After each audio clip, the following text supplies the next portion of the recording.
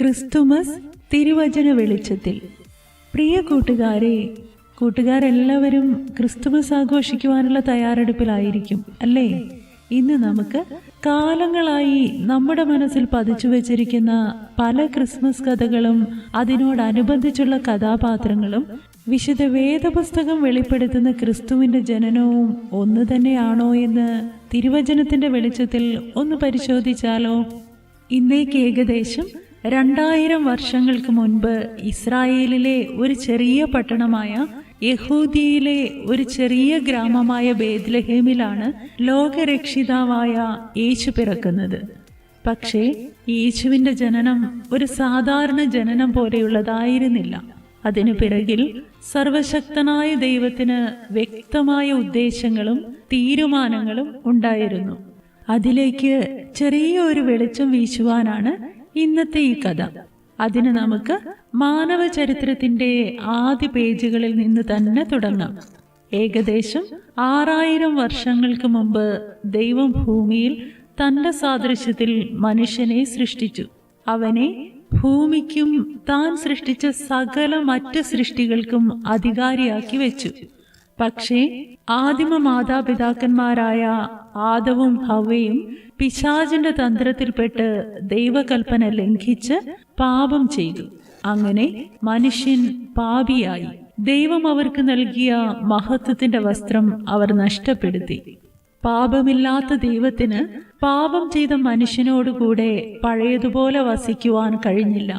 എങ്കിലും അവനെ പൂർണ്ണമായി തള്ളിക്കളയുവാൻ ദൈവം തയ്യാറായിരുന്നില്ല. സർവജ്ഞാനിയായ ദൈവം തന്റെ നീതിയിൽ അതിനൊരു പരിഹാരം കണ്ടെത്തി സമയവും നിശ്ചയിച്ചു. കാലത്തിന്റെ ചക്രം മുൻപോട്ട് തിരിഞ്ഞപ്പോൾ പാപിയായ മനുഷ്യർ തങ്ങളുടെ പാപങ്ങളിൽ അധികമായി രസിച്ചു. എങ്കിലും ചുരുക്കം ചിലർ ദൈവത്തോട് ചേർന്ന് നടന്നു. അതിൽ ചിലരായിരുന്നു ഹാനോക്കും നോഹയുമൊക്കെ. പാപത്തിന്റെ ശമ്പളമായ മരണം മനുഷ്യരിൽ വാണിരുന്നു.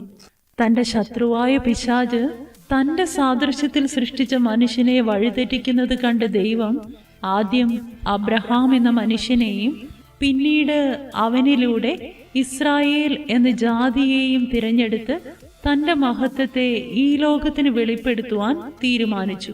തന്റെ സ്വന്തം ജനമായ ഇസ്രായേലിനെ കണ്ട് അവരുടെ ദൈവമാണ് സത്യദൈവം എന്ന് ഈ ലോകമറിഞ്ഞ് അവർ തന്നിലേക്ക് മടങ്ങി വരണം എന്ന് ദൈവം ആഗ്രഹിച്ചു.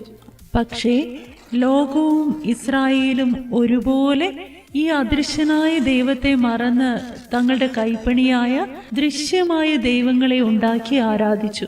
കൂടെ ആകാശത്തിലെ നക്ഷത്രങ്ങളും ഭൂമിയിലെ നാൽക്കാലി ഇഴജാതി ഒക്കെ ഉണ്ടായിരുന്നു.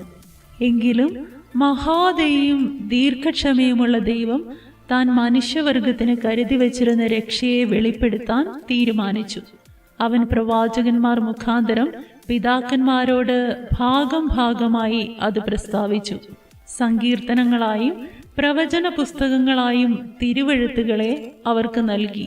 മോശയുടെ പുസ്തകങ്ങളിലും വരുവാനിരിക്കുന്ന രക്ഷകനെ കുറിച്ച് വെളിപ്പെടുത്തി കൊടുത്തു.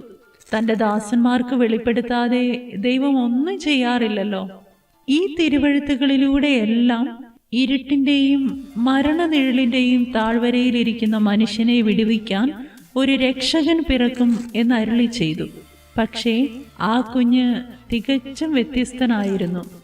അവൻ പുരുഷന്റെ ഇഷ്ടത്താലല്ല, അത്യുന്നതന്റെ ശക്തിയാൽ കന്യക ഗർഭം ധരിച്ച് ജനിക്കും എന്ന് അരുളി ചെയ്തു. ആ കുഞ്ഞ് ജനിക്കുന്ന സ്ഥലവും വളരെ കൃത്യതയോടെ ദൈവം അറിയിച്ചു. അത് യഹൂദിയിലെ ബേത്ലഹേം ആയിരുന്നു. അങ്ങനെ ദൈവം തീരുമാനിച്ച സമയം തികഞ്ഞപ്പോൾ ദൈവം തന്റെ ദൂതനായ ഗബ്രിയേലിനെ ഗലീലയിലെ നസ്രേത്ത് പട്ടണത്തിൽ മറിയ എന്ന കന്യകയുടെ അടുത്ത് അയച്ചു. മറിയയാകട്ടെ ദാവീദിന്റെ കുലത്തിൽ പിറന്ന യോസഫുമായി വിവാഹ നിശ്ചയം കഴിഞ്ഞിരിക്കുകയായിരുന്നു. ദൂതൻ വന്ന് അവളെ ദൈവത്തിന്റെ തീരുമാനത്തെ അറിയിച്ചു. അത്യുന്നതനായ ദൈവത്തിന്റെ പുത്രനെ ഉദരത്തിൽ വഹിക്കുവാൻ ദൈവം തിരഞ്ഞെടുത്തത് തന്നെയാണെന്ന് അവൾ അറിഞ്ഞു.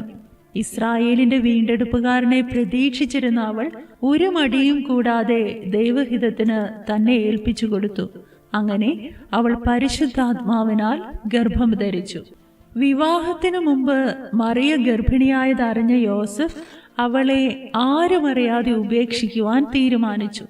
എന്നാൽ ദൈവത്തിന്റെ ദൂതൻ സ്വപ്നത്തിൽ വന്ന് അവനോട് സത്യാവസ്ഥ അറിയിച്ചു. അവൻ സ്വർഗീയ ദർശനത്തോട് അനുസരണക്കേട് കാണിക്കാതെ മറിയയെ ഭാര്യയായി ചേർത്തു. ആ കാലത്ത് ലോകമൊക്കെയും പേർവഴി ചാർത്തേണം എന്ന് ഔഗുസ്തോസ് കൈസരുടെ ഒരാജ്ഞ പുറപ്പെട്ടു. അതനുസരിച്ച് യോസഫ് താൻ ദാവീദ് കുലത്തിൽ ഉള്ളവനായതുകൊണ്ട് ഗർഭിണിയായ മറിയയെ കൂട്ടിക്കൊണ്ട് യഹൂദിയയിലെ ദാവീദിന്റെ പട്ടണമായ ബേത്ലഹേമിലേക്ക് പോയി. അവിടെ ഇരിക്കുമ്പോൾ അവൾക്ക് പ്രസവത്തിനുള്ള സമയം തികഞ്ഞു. അവൾ ആദ്യജാതനായ മകനെ പ്രസവിച്ചു. വഴിയമ്പലത്തിൽ സ്ഥലം ലഭിക്കായികയാൽ കുഞ്ഞിനെ തുണിയിൽ പൊതിഞ്ഞ് പശുത്തൊട്ടിയിൽ കിടത്തി. ആ ജനനത്തെക്കുറിച്ചുള്ള നല്ല വർത്തമാനത്തെ ഈ ലോകത്തോട് അറിയിക്കുവാൻ ദൈവം ആദ്യം നിയോഗിച്ചത് ആ സ്ഥലത്ത് ആട്ടിൻകൂട്ടത്തെ കാവൽക്കാത്ത് വെളിയിൽ താമസിച്ചിരുന്ന ഇടയന്മാരെയാണ്. കർത്താവിന്റെ ഒരു ദൂതൻ അവരുടെ അടുത്ത് വന്നു. കർത്താവിന്റെ തേജസ് അവരെ ചുറ്റി മിന്നി. സർവ്വജനത്തിനും ഉണ്ടാകുവാനുള്ള മഹാസന്തോഷത്തെ ദൂതൻ അവരെ അറിയിച്ചു. ദൂതന്മാർ അവരെ വിട്ടു പോയപ്പോൾ ഈ കാര്യത്തെക്കുറിച്ച് നേരിൽ കണ്ടറിയുവാൻ തീരുമാനിച്ച് അവർ വേഗത്തിൽ എഴുന്നേറ്റ് ബേത്ലഹേമിലേക്ക് യാത്രയായി. അവർ ചെന്ന് അവരോട് പറഞ്ഞതുപോലെ തന്നെ പശുത്തൊട്ടിയിൽ കിടത്തിയ കുഞ്ഞിനെ കണ്ടു. അവർ തങ്ങൾക്കുണ്ടായ അനുഭവത്തെ അവരോട് അറിയിച്ചു. അത് കേട്ടവർക്കെല്ലാം വളരെ അതിശയമുണ്ടായി. യഹൂദന്റെ നിയമപ്രകാരം 8-ാം ദിവസം അവനെ പരിച്ഛേദന കഴിച്ച് ഗർഭത്തിൽ ഉൽപാദിക്കും മുമ്പ് ദൂതൻ പറഞ്ഞതുപോലെ യേശുവെന്ന് അവനെ പേർ വിളിച്ചു. അതിനെ തുടർന്ന് കടിഞ്ഞൂലായ ആൺകുഞ്ഞുങ്ങളൊക്കെ കർത്താവിന് വിശുദ്ധമായിരിക്കണം എന്ന് കർത്താവിന്റെ ന്യായപ്രമാണത്തിൽ പറഞ്ഞതുപോലെ യേശുവിനെ ദൈവത്തിന് സമർപ്പിക്കുവാൻ അപ്പനും അമ്മയും അവനെ യെരുശലേമിലെ ആലയത്തിലേക്ക് കൊണ്ടുവന്നു. അവിടെ വെച്ച് വളരെ പ്രായം ചെന്നവരായ ശിമയോനും ഹന്ന എന്ന പ്രവാചകിയും യെരുശലേമിന്റെ വീണ്ടെടുപ്പിനെ കാത്തിരുന്ന എല്ലാവരോടും യേശുവിനെ കുറിച്ച് പ്രസ്താവിച്ചു. അവനെ ലോകരക്ഷിതാവെന്ന് പ്രസിദ്ധമാക്കി. ആ കാലത്ത് യഹൂദ്യ ദേശം ഭരിച്ചിരുന്നത് ഹെരോദ രാജാവായിരുന്നു. ആ ഹെരോദാവിന്റെ അടുത്ത് കിഴക്ക് നിന്ന് വിദ്വാൻമാർ ദൈവത്തിന്റെ നക്ഷത്രം കിഴക്ക് കണ്ടുവന്ന് യഹൂദന്മാരുടെ രാജാവായി പിറന്നവൻ എവിടെ എന്നന്വേഷിച്ചു.